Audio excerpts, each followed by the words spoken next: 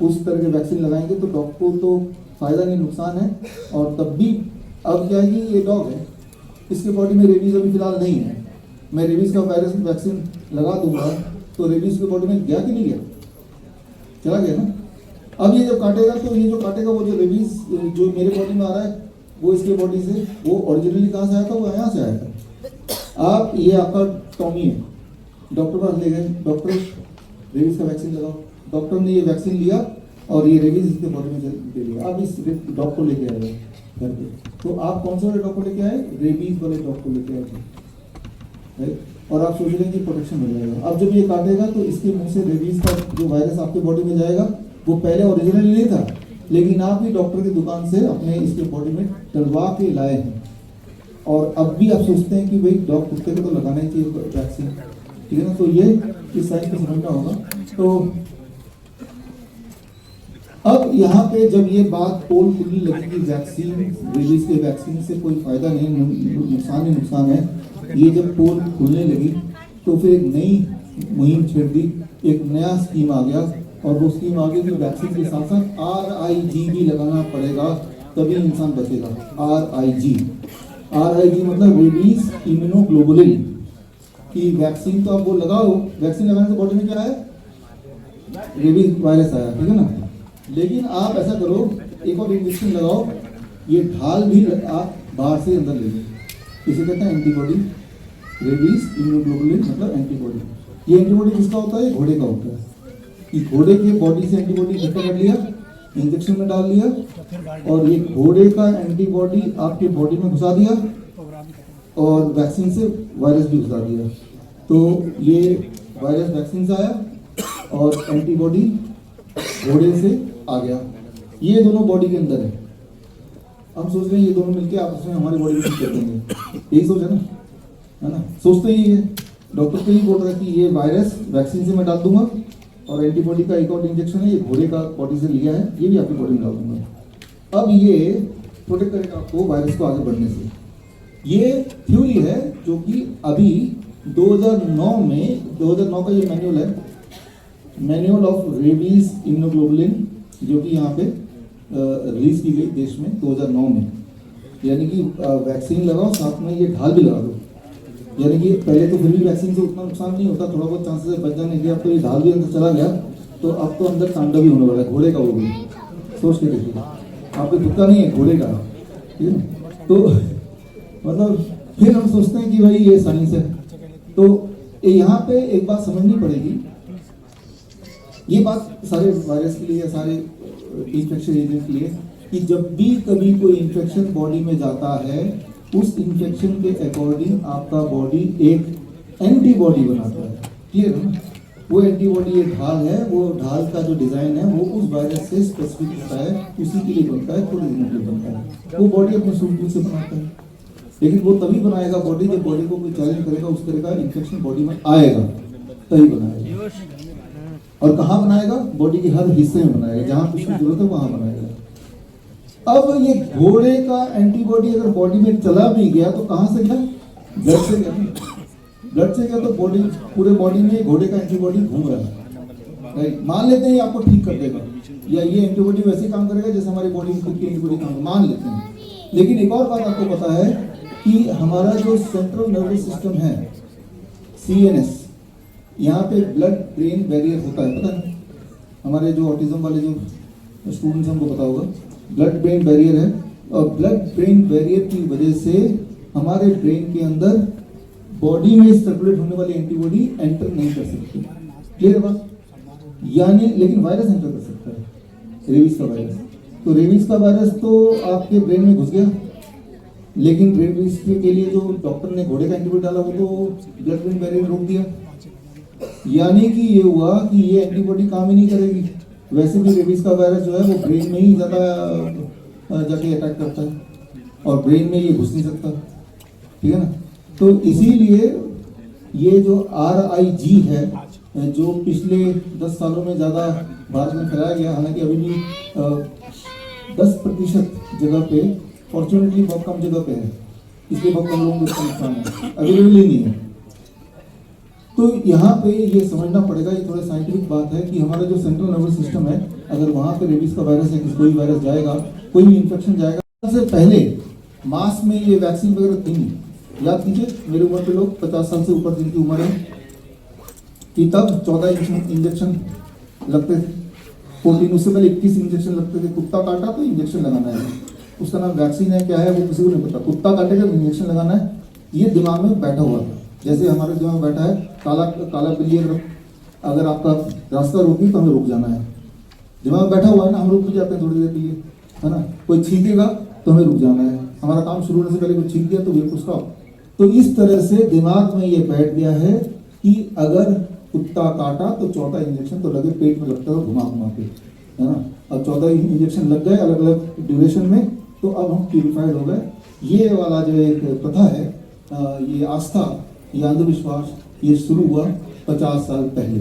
लेकिन इंटरेस्टिंग बात ये है कि जो जितने सारे मॉलिक्यूलर टेस्ट होते हैं, इन टेस्ट में करीब 1900 के शुरू में ये आया कि भाई एक वायरस की खोज हुई है जिसका नाम रेबीज है, और ये कुत्तों के मुंह में पाया जाता है।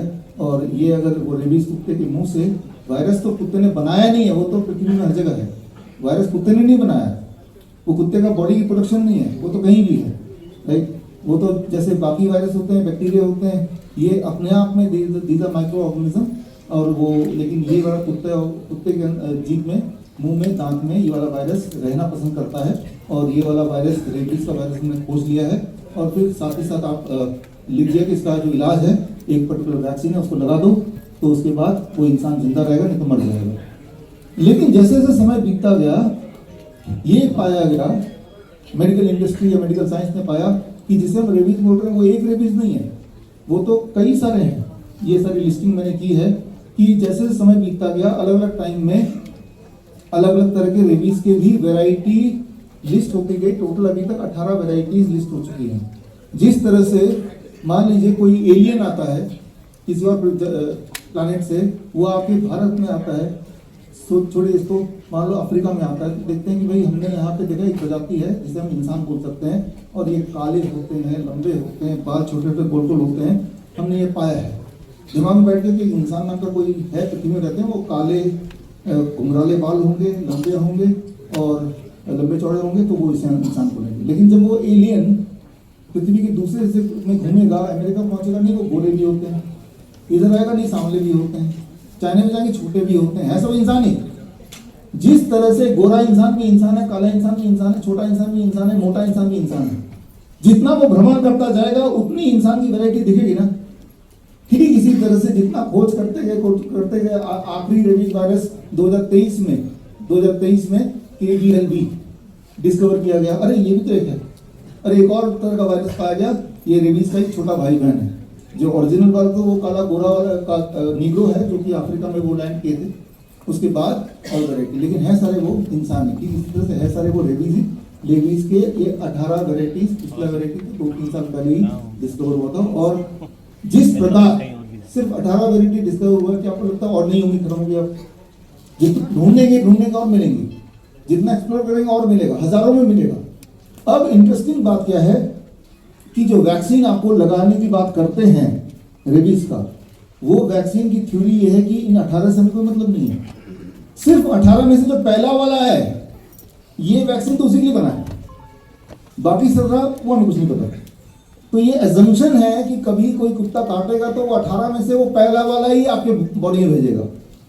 तो अगर आप ये मान भी लेते हैं कि रेबीज के या कुत्ते काटने के बाद वैक्सीन इफेक्टिव है, तो याद रखिए उनके हिसाब से भी वैक्सीन इफेक्टिव है अगर इन 18 में से वो पहला वाला अगर कुत्ते की बॉडी से आपकी बॉडी में आया। समझ रहे आप मेरी बात, है ना? तो पहले वाले के अगेंस्ट ही प्रोटेक्शन है, अगर तो प्रोटेक्शन है। पहली बात तो वो प्रोटेक्शन है कि नहीं, उस पर बात करेंगे, लेकिन अगर प्रोटेक्शन है तो उनके हिसाब से भी। मान लो आप किसी डॉक्टर पास चले जाते हैं जिनको थोड़ी आइडिया है, तो उनको बोलेंगे देखिए इतने सारे वायरस हैं, मुझे कुत्ते ने काट लिया, ये तो पता नहीं इनमें से किसने काटा है, कौन सा वाला वायरस गया है। तो बोलेगा भाई ये इनमें से जो है ना, ये वाला जो है ये RABV, राइट। सो ये तो है, इसी का ये वैक्सीन इफेक्टिव होगा, बाकियों का नहीं होगा, कुछ नहीं पता हमें, इसी के लिए बना है। तो पहली बात तो यही साबित हो जाता है कि, और 18 जो वो 18 है कि नहीं ये भी नहीं पता हमें, समय बीतता जाएगा, आज से 2 साल बाद फिर कॉन्फ्रेंस करेंगे, 2 वायरस के नंबर चढ़ जाएंगे। इसका मतलब ये नहीं कि वो अभी पैदा हुए हैं, वो तो पहले से ही है, लेकिन हम ढूंढ नहीं पाए हैं। You to understand this. वो पहले भी थे 4000 साल पहले, वो आज भी हैं, वो आगे भी रहेंगे। लेकिन आप डिस्कवर कर रहे हो तो आप ये सोच रहे हो कि ये आज ही अचानक कहीं से पैदा हो गए, ठीक है ना। जैसे वो एलियन जैसे जैसे घूमता जा रहा है पृथ्वी में, तो वैसे वैसे नए तरह के लोग मिलते जा रहे हैं, उनसे लग रहा है कि आज ही मेरे लिए तो आज ही डिस्कवरी है। Discovery can be today but they were present since eternity, वो पहले से ही मौजूद है, राइट। तो जब आपको कोई कुत्ता काटता है और आप वैक्सीन लगाते हो तो आपके दिल में वही आ जाता है अंधविश्वास, all is well, all is well, अपने वैक्सीन लगा लिया तो सब ठीक ही होगा, है ना, भूल जाते हो उसको। जबकि असलियत ये मैं नहीं बोल रहा, सारे लोग एग्री करेंगे जितने भी डॉक्टर्स हैं कि that is only for this, if at all it is effective, right. तो पहली बात तो इफेक्टिव है ही नहीं, और इफेक्टिव है तो इसके लिए, और बाकी सब तरह, और आने वाले जो डिस्कवर होंगे ऐसे भी तो होंगे, और रेबीज के अलावा और भी तो वायरस मुंह में होंगे, उनका क्या, राइट। तो ये वाली सोच दिमाग में जब आएगी तो आप देखेंगे, ये पाएंगे ये डर का खेल है। डरा दो कि भाई कुत्ते ने काटा वैक्सीन लगाओ। जब इंसान डर जाता है तो सूझबूझ होश हो जाता है, जैसा बोलेंगे वैसे करेगा। एक बहुत बुद्धिमान इंसान भी जब डर जाता है तो वो पूजा पाठ करने लगता है, मंदिर करने लगता है। आस्था हो सकता है वो, बट वो साइंस का नाम नहीं देना चाहिए। वो आस्था हो सकता है, अपना बिलीव हो सकता है, सबका जो बिलीव है उसका हक है, वो बिलीव करे, लेकिन उसको साइंस ना बोले कि मैं मंदिर जाता हूँ, मिठाई लेता हूँ क्योंकि ये साइंटिफिक है, वो ना बोले। जबकि मेडिकल साइंस वर्ड यूज कर रहे हैं, मेडिकल आस्था तो नहीं यूज कर रहे, राइट। मेडिकल प्रथा तो नहीं यूज कर रहे, मेडिकल ट्रेडिशन तो नहीं बोल रहे, मेडिकल साइंस बोल रहे हैं, तो साइंस की भाषा में तो फिर बात करनी पड़ेगी। तो ये सारा एक डर का खेल है कि इंसान को अगर डरा दो तो उसकी सूझबूझ बुद्धि गायब हो जाती है, फिर उससे जो चाहे आप करा सकते हो। इसका जो सबसे रिसेंट उदाहरण है, आपकी आंखों के सामने आपने जिया है, देखा है, और खैर जो मैं बताता जा रहा हूँ ना, उन सबके एविडेंसेस भी देता जा रहा हूँ साथ साथ, राइट। तो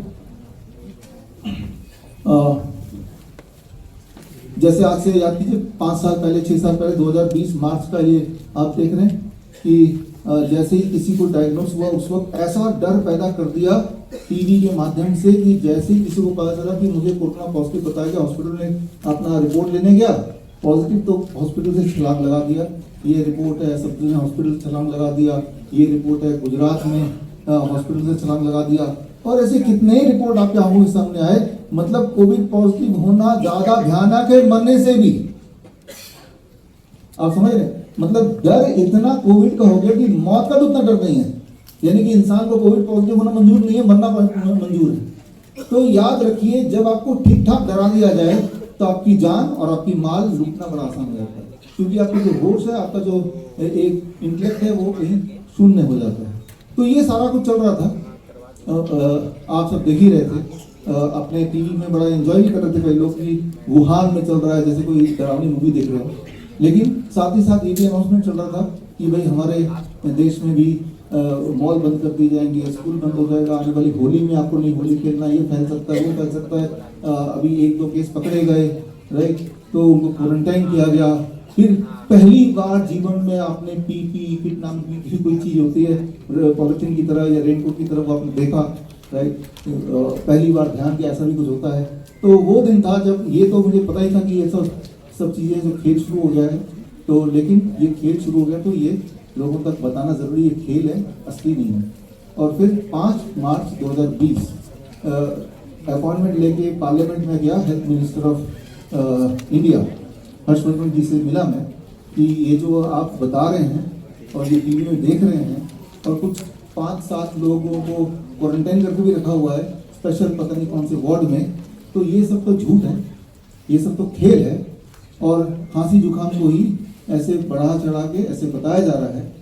तो उनका जवाब था, याद रखिए जो भी बोल रहा हूँ ये लाइव है, तो ये मत सोचिए कि इस मंथ में कुछ भी बोला जा रहा है, ठीक है ना। These all should be can be verifiable, it is verifiable, ये वेरीफाई कर सकते हैं। वहाँ के पार्लियामेंट के वहाँ पे पेज पे मेरा नाम चेक कर सकते हैं। ये जो बोल रहा हूँ ये ऑन रिकॉर्ड हुआ था, उसका वीडियो ऑडियो मेरे पास आज भी है कि मैंने कहा ये खेल है और इसको सिद्ध मैं कर सकता हूँ। तब तक मुझे नहीं पता था कि इसमें हेल्थ मिनिस्ट्री भी जुड़ी हुई है, ये नहीं पता था। तो मैं इसको सिद्ध कर सकता हूँ। जहाँ लोगों को क्वारंटाइन करके रखा आपने 4-5 लोगों को अलग अलग हॉस्पिटल में, आप मुझे याद दीजिए, मैं ना तो मास्क लगाऊंगा ना पीपी किट लगाऊंगा, मैं और मेरे जो एक्सपर्ट्स आएंगे या मैं अकेला आ जाऊंगा और उनके साथ रहूंगा जब तक उनकी खांसी जुकाम बुखार सारे सिम्टम गायब न हो जाए। मैं रख के दिखाऊंगा। 3 स्टेप फ्लू डाइट आपको पता ही है, जो CIM हमारे स्टूडेंट हैं, तो उनका जवाब था कि ये हम नहीं कर सकते, इंटरनेशनल मामला है। मुझे भी पता है, डॉक्टर हैं खुद भी, कि ये तो एक मामूली खांसी जुकाम बुखार है, लेकिन इंटरनेशनल मामला है, WHO जो बोलेगी वही हम करेंगे। तो यहाँ पे बात खत्म हुई और मैं वहाँ से निकल गया। अब ये पता चल गया कि भाई ये तो हेल्थ मिनिस्ट्री भी शामिल है। एज ए कॉमन मैन मैं क्या कर सकता हूँ, ये तो एक दरवाज़ा तो बंद ही है। तो ऐसे टाइम पे मुझे लगता है हमें याद कर लेना चाहिए अपने पूर्वजों को या अपने पिछले जनरेशन को, भगत सिंह को, चंद्रशेखर आज़ाद को, या फिर नेताजी सुभाष चंद्र बोस को। वो भी एक टाइम पे कॉमन मैन ही हुआ करते थे, उन्होंने भी कुछ ना कुछ किया। ये सोच के नहीं बैठ गए कि कोई मेरा साथ नहीं दे रहा तो कुछ हो ही नहीं सकता। जिस प्रकार ये मार्च का ही महीना था जब नेताजी सुभाष चंद्र बोस ने अपनी आर्मी तैयार कर ली और लेके मार्च के महीने में भारत में आके अंग्रेजों के खिलाफ अटैक कर दिया। 1944 की बात है, यही महीने की बात है, मार्च की। तो थोड़ी सी इंस्पिरेशन लेके आज के भगत सिंह, आज के चंद्रशेखर आज़ाद, आज के सुभाष चंद्र बोस तो आप ही है, हम ही हैं, हम ही वो रोल प्ले करना पड़ेगा, कोई और नहीं आएगा, हम ही में से आई है, ये तो याद रखना पड़ेगा आपको। 7 मार्च यानी कि आज के दिन 2020 उस दिन कोविड सेंटर था, हम उसे फ्लू सेंटर बोलते हैं, कोविड तो फेल है, खांसी जुकाम बुखार सेंटर, हालांकि लिखा बाहर कोविड सेंटर था। और इसमें आप ध्यान से देखिए, इसमें 1100 बेड थे, सारा फुल रहता था। और इसमें हमारे ही एक्सपर्ट, आप में से ही लोग यहाँ पे एज ए डॉक्टर इनको ट्रीट कर रहे थे। याद रखिए, ये वो समय था जब लोग घर से बाहर नहीं निकलते थे, मास्क लगाते थे, कोई छींक दे करती से तो ऐसा लगता था एटम बम फट गया, वहाँ से भागते थे। ये वो दौर था। उस दौर में हमारे अंदर जो कैंपस में जो सीन था वो कुछ ऐसा था।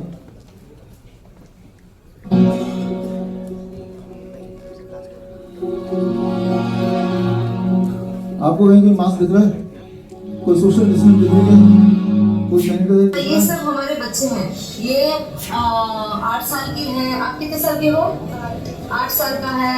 ये 14 साल की है, वो 15 साल का है। तो ये सब छोटे बच्चे हैं। हमारे यहाँ पे कोरोना पॉजिटिव पेशेंट्स बिल्कुल फिट हो गए। हमारी जो जीत हुई है उसका वीडियो अभी जस्ट आपके सामने आने वाला है।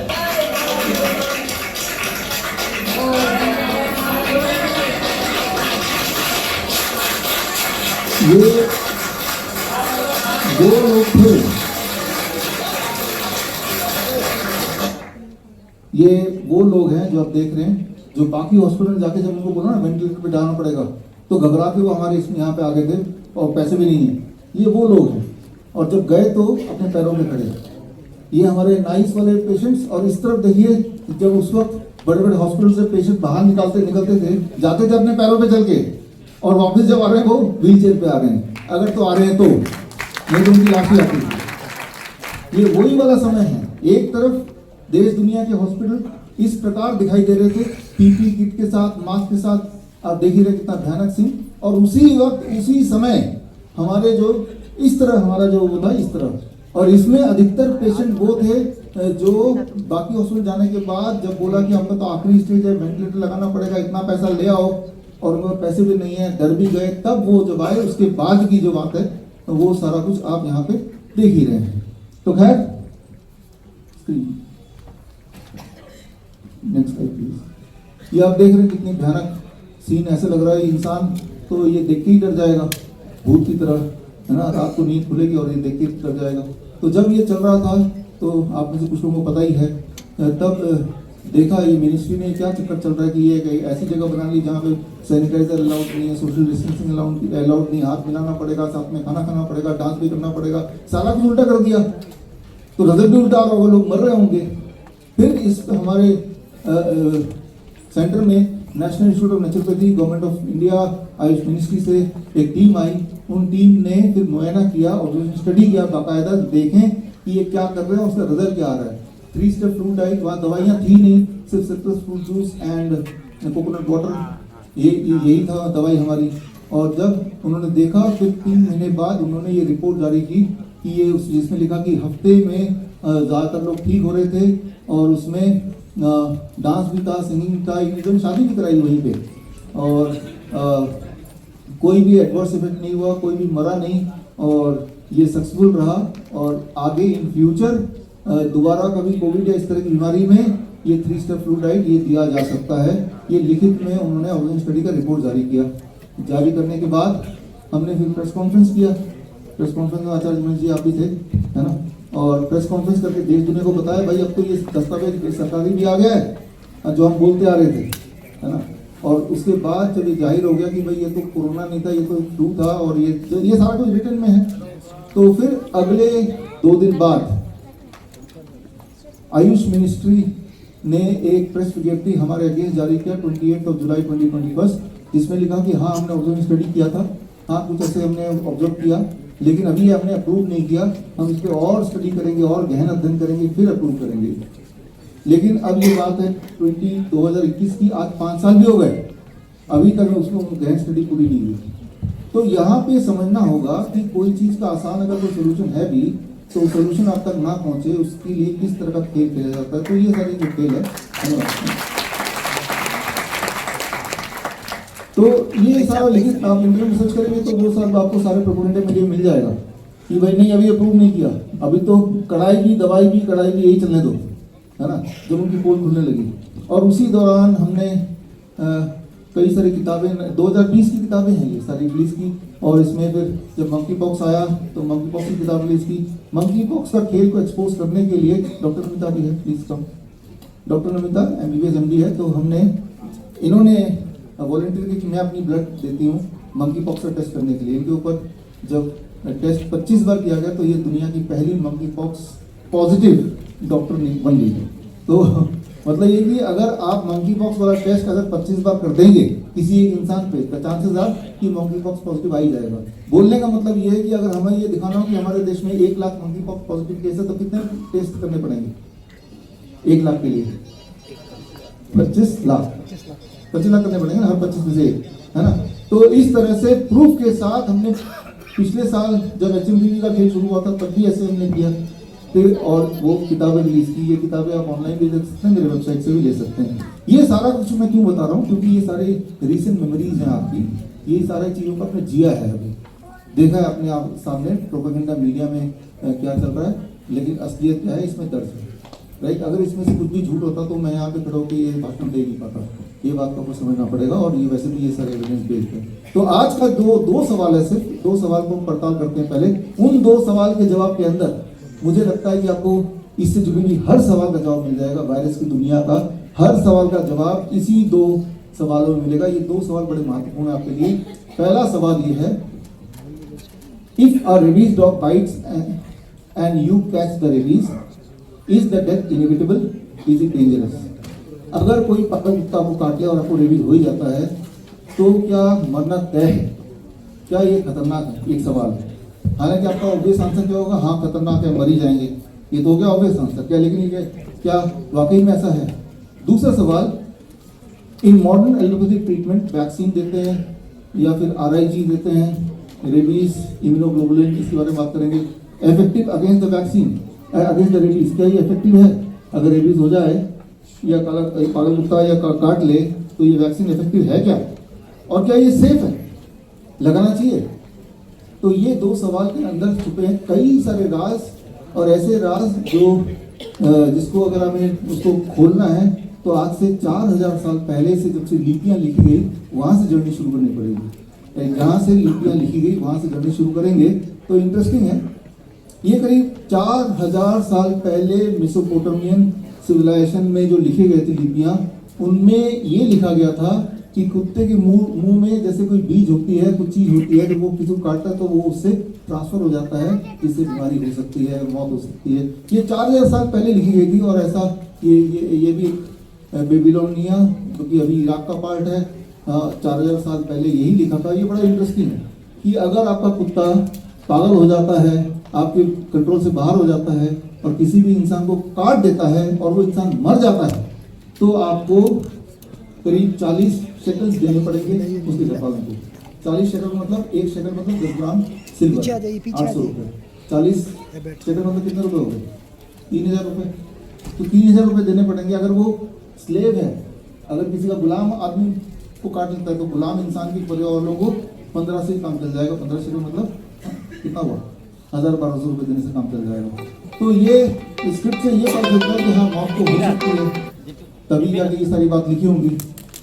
अभी आप जो मेरे पीछे देख रहे हैं ये है हमारे स्टूडेंट्स जिन्होंने हमारे कोर्स सर्टिफिकेट इंटीग्रेटेड मेडिसिन या CMTP certification in NEET health course या CAR बोलते हैं certification officer and university course. तो ये कोर्स के जो छात्र हैं इनका फाइनल पूरा एग्जाम हो गया है और आज कॉन्वोकेशन में आए हैं और आपके पीछे देख रहे हैं। ऐसे ही इस बार करीब 350 हमारे स्टूडेंट्स को कॉन्वोकेशन में ऑनर किया गया है। और इससे पहले आपने जो देखा जो हमारे पहले बैच के स्टूडेंट हैं उन्होंने ट्रेनिंग पूरे डॉक्टर बिरासी में करके और ट्रेनिंग हमारे देश दुनिया में करीब 20 देशों में है और भारत में अधिकतर है और 1000 से अधिक ट्रेनिंग है और ये अधिकतर लोग हैं घर पे ही घूमे हुए हैं। और आज के कार्यक्रम का मुख्य संदेश या मुख्य उद्देश्य ये था बताने का कि बड़ी से बड़ी बीमारी आप सबने भी देखा, कैंसर की बीमारी देखी, किडनी डिजीज देखी, आपने लिवर की डिजीज देखी, brain disorder, neuro development disorder देखा, आपने देखा गैंग्रीन देखा। ये वो सारी बीमारियां हैं उन पेशेंट्स की जो पूरे भारत में चाहे एम्स हो, चाहे अपोलो हो, चाहे फोर्टिस हो और बड़े से बड़े या मैक्स हो, ये सारे हॉस्पिटल में जाते जब उनकी हालत बढ़ से बदतर हो गई और कोई उम्मीद नहीं रही, अब वो लोग इन हमारे इस तरह के स्टूडेंट्स ने जो छोटी हुई ट्रेनिंग उन्हें वहां पे गए और आपने देखा कि जिनका प्रेगनेंट 7-8 चला गया था वो 1 से नीचे आ गया, जिनका हफ्ते में 3 डालने से होगा वो किसी तरह छूट गया, जिनके पैर गल गए थे सर्जरी का ओनली ऑप्शन बोल दिया था उनका पैर पूरी तरह ठीक हो गया। स्टेज पे आके आपको दिखाया लिवर के पेशेंट की बुरी हालत और उनका APT SGO की उनका बिलिरुबिन और उनका हीमोग्लोबिन सारा आंकड़े यहाँ पे दिखाए, वो पेशेंट भूल आया। और उसके बाद जस्ट हमारे ये जो स्टूडेंट्स हैं इसी तरह के स्टूडेंट्स में आए वो पेशेंट वो पूरी तरह ठीक हो गए। तो अलग अलग बीमारियों के हमने एक पेशेंट लिए थे और पहले 3 पेशेंट हमने दिखाए थे ऑटिज्म और ADHD रिवर्सल के। एक मैसेज मैं आपको देना चाहूंगा, आज हमारे देश में करीब 50 लाख ऑटिज्म के पेशेंट हैं जिनको ऑटिज्म का मतलब पता नहीं। तो इतना समझिए कि बच्चे की उम्र 10 साल, उनका दिमाग 2 साल का, यानी कि 2 साल का दिमाग 10 साल की बॉडी में घुस गया। तो अब जिस तरह का बीमारी है वो ये है ADHD मतलब एक बच्चे की बॉडी एक अंदर बंदर का दिमाग। तो ऐसे बच्चे स्टेज पे आए थे, ना केवल स्टेज पे उन्होंने गाना सुनाया, उन्होंने बोल के दिखाया, जो बोल नहीं पाते थे माँ बाप के आगे तीसरा हो गए।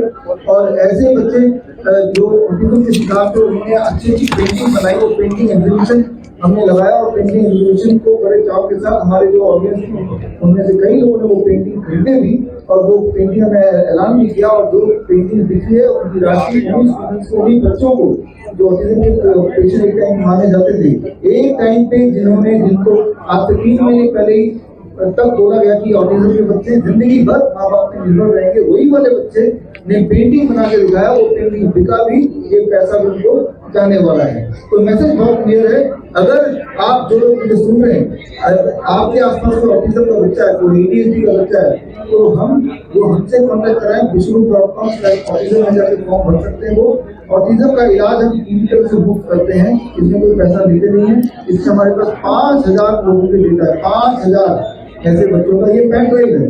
आज का जो प्रेस कॉन्फ्रेंस से पहले मैंने हेल्थ मिनिस्ट्री वगैरह सब जगह मेडिकल काउंसिल, मेडिकल एसोसिएशन, उन सबको पत्र लिखा है ये मेडिकल एसोसिएशन को कि हमारे डेटा देखो और आप ये पूरी जांच करो, हमारे पेशेंट रहेंगे स्टेज पे। ये 5000 का डेटा अलग से है कि भाई ऑटिज्म ठीक होता है, ADHD ठीक होता है, किडनी ठीक होता है और लिवर डिजीज ठीक होती है, कैंसर ठीक होती है और ठीक होती है और घर पे होती है, आसानी से वो होती है। लेकिन आप देख रहे होंगे कि यहाँ पे एक भी मेडिकल अपॉर्चुनिटी से कोई नहीं आया क्योंकि वो अपनी आंखें बंद रखना चाहते हैं। उनका ध्यान पूरी तरह से HPV वैक्सीन पे, फिलहाल तो HPV वैक्सीन का खेल जो देश में चल रहा है इसका उजागर करना भी आज का मेरा मकसद था। और क्लियर शब्दों में बोल रहा हूँ, जो HPV का खेल भारत में चल रहा है वो पूरे देश को बांझ बनाने का, इनफर्टाइल करने का कैंपेन चल रहा है। इनफर्टाइल करने के लिए बहाना मान रहे हैं कि हम बच्चों की चिंता है आगे सर्वाइकल कैंसर भारत में ना हो। सर्वाइकल कैंसर की बीमारी तो हमारे भारत में अभी नहीं है। आप में से कितने लोग ऐसे हैं जो सर्वाइकल कैंसर के बीमार लोगों को जानते हैं? राइट, मैं इतने साल से इस फील्ड में हूँ, मुझे अभी तक 1 या 2 ऐसे पेशेंट मिले होंगे और वो भी पूरी तरह ठीक हो गए। तो सर्वाइकल कैंसर जो होता है तो वो किसी वायरस की वजह से ना होके वो हाइजीन प्रॉब्लम है।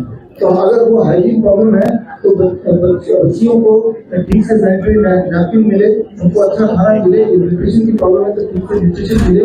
तो जो पैसा वैक्सीन पे खर्च कर रहे हैं, यानी कि बाहर से विदेशी लोग वैक्सीन के, आज अभी आपको पता है बिल गेट्स की बात आपको पता है, इसकी फाइल की बात पता है। तो हो ये रहा है कि एक तरह से मैं तो बोलूँगा ये ब्लैकमेल करके बाहर के जो लोग हैं, मर्ज कंपनी है, बड़े बड़े फार्मा लॉबी है, कुछ भी हमारे देश में बेच रही है। अब हमारे मिनिस्ट्री या गवर्नमेंट ऑफ इंडिया की मजबूरी है कि उसको किसी न किसी बहाने हमारी जनता से धोखे जा रहे हैं, बोल रहे हैं मुफ्त में कैसे हो सकता है, हमारे आपके पैसे से ही तो वो दिया जा रहा है, वो पैसा हमारे देश में नहीं खर्च हो रहा, वो बाहर जा रहा है और बदले में जहर खरीदा जा रहा है। जहर का नाम है HPV वैक्सीन, जिन्हें आपको सारे सबूत दिखाए। आज से 10 साल बाद आप याद करेंगे, इस तरह से आज से ठीक 6 साल पहले इसी ऑडिटोरियम में 29 नवंबर 2020 को मैंने आपको वीडियो में दिखाया, मैंने बताया था कि कोविड का वैक्सीन आएगा तो मत लगाइएगा, और लगाएंगे तो लॉकडाउन सत्य हो जाएगा, बड़ी दिक्कत आ जाएगी। 6 साल पहले वो आज का सत्य, वो आज सत्य देख रहे हैं। ठीक इसी तरह से आज मैं बता रहा हूँ कि HPV वैक्सीन बिल्कुल मत लगाइए, ऐसे लोगों को भगाइए और लोगों को जागरूक कीजिए। अब देखिए आने वाले टाइम में जो लगा बैठे हैं उनमें इसका दुष्प्रभाव उसी तरह से दिखेगा जिस तरह से बाकी देशों में दुष्प्रभाव दिखा है। जिस तरह से हमारे देश में जब ट्रायल बेसिस पे 2009 में किया था, कई बच्चे आंध्र प्रदेश की ट्राइबल गर्ल्स मरने लगे, तो बेहद दिमाग पड़ेगी, बच्चे मर भी गई, तब जाके आदिवासियों का दिमाग खुला और उन्होंने बिल गेट्स के जो भी उनके ऑफिसर्स थे उनको भगाया, वहाँ से उनके ऊपर केस भी दर्ज है सुप्रीम कोर्ट ऑफ इंडिया में। तो पहला मकसद आज हमारा कॉम्पिटिशन है, कॉम्पिटिशन जो पार्टिसिपेट का यहाँ पे देख ही रहे हैं, हमारे पूरे देश में और पूरा बाहर 20 देशों में मिला के 1000 से अधिक डॉक्टर की ट्रेनिंग है। छोटे छोटे दिखने में लेकिन मैं आपको बता सकता हूँ कि क्लिनिक में जो हमारे स्टूडेंट्स हैं, थैंक यू आप देखेंगे कि जो बीमारी आपको लगता है अगर 15 साल 20 साल से परेशान है तो कुछ बीमारी ठीक हो जाती है। और ये नॉलेज आप खुद भी ले सकते हैं हमारे या हमारे वीडियो देख के या हमारी किताबें पढ़ के जानने की कोशिश करना जरूरी है। वीडियो देख के किताब पढ़िए। फाइनली मैं एक आखिरी बात बोलना चाहूँगा कि don't need medication, we just need education. और जब भी सरकार बोले कि मुफ्त में मिल रहा है तो अलर्ट हो जाइए, शक से देखिए, उसको सबूत मांगिए। मुफ्त में सरकार से वही दे सकते हैं जिससे उनका फायदा होगा, कोई भी मुफ्त होती नहीं है, वो चीज़ हमारे टैक्स की पैसे, हमारे टैक्स की पैसे से खर्चा करना ही है तो न्यूट्रिशन पे खर्चा करके दिया जाए बच्चों को, या हाइजीन पे खर्चा करके दिया जाए, बजाय इस बात से कि बाहर से वैक्सीन खरीद के वहाँ ले रहे हो वो भी डॉक्टर साहब आप लगातार कई वर्षों से ये काम करते चले आ रहे हैं, आप लोगों को जागरूक करते आए, कितने लोग जागरूक हुए हैं और कितने पेशेंट आपके पास आ रहे हैं, और या डॉक्टरों की संख्या डॉक्टर बनने की संख्या ज्यादा बढ़ी है, पेशेंट आपके पास ज्यादा आ रही है? देखिए लोगों की संख्या काफी बढ़ गई है। 2020 से पहले की बात बोलते हैं तो लोगों को आज आप देखिए जब वो खुद ही लॉबी की जब बात कर रही थी षड्यंत्र है, कोरोना है, कोरोना वैक्सीन है, मंकी पॉक्स है, तो अब कोई भी एलोपैथी में जाना नहीं चाहता है। अब आप देखेंगे देश में आयुर्वेदिक हॉस्पिटल ज़्यादा खुले हैं, एलोपैथी हॉस्पिटल ज़्यादा खुले हैं, लोगों ने अपना लाइफ स्टाइल चेंज शुरू कर दिया। और आज कितने 60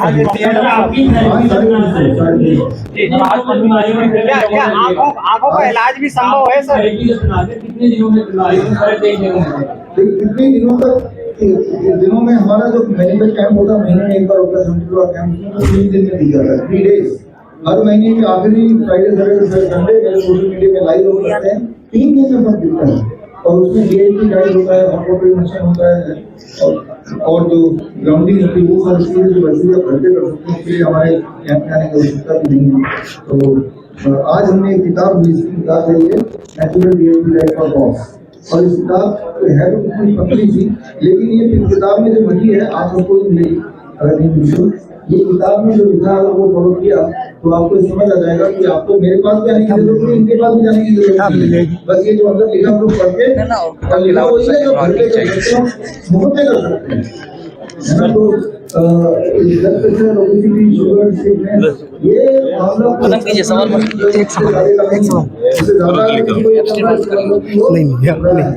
डॉक्टर साहब जैसे आपने बोला कि कुत्ता प्रधानमंत्री जी का भी नाम है, उसमें इतनी दरिंदगी बच्चों के साथ करके आए हैं, क्या कर रहे हैं उनको हटाना चाहिए। अरे क्या देखिए एक्सट्रीम फाइल से हम तो मेडिकल फील्ड के बारे में ज़्यादा बात करते हैं, तो मैंने इससे जोड़ के इसका नाम लिया। मैं आपको सवाल का जवाब देता हूँ।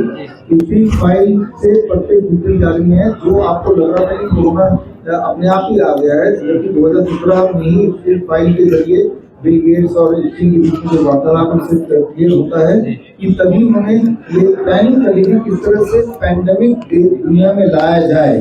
2017 वाला ठीक इसी तरह से 2011 में प्लान कर रहे थे किस तरह गरीबों को दुनिया से हटाया जाए। तो स्टीम फाइल के पन्नों को पढ़ेंगे तो पता चलेगा कि जो आपको दिख रहा है कोरोना आ गया, अचानक वैक्सीन बनाना पड़ा, ये सारी पहले से प्री प्लान्ड है। और रहा सवाल कि इतने सारे देशों में आप देख रहे होंगे प्रोपेगेंडा मीडिया बार बार 2020-21 में बता रही थी देखो कि यूएसए में भी कोरोना आ गया, यूके में भी आ गया, ऑस्ट्रेलिया में भी आ गया, जिससे आपको भरोसा हो कि ठीक नहीं हो सकता है, सारे देश इफेक्ट नहीं है। अब स्क्रीन में आप देखेंगे जैसे आपने बोला प्रधानमंत्री जी का नाम है, जरूर है उसमें, और इसी तरह से कई सारे और देशों के प्रधानमंत्री जी का नाम है।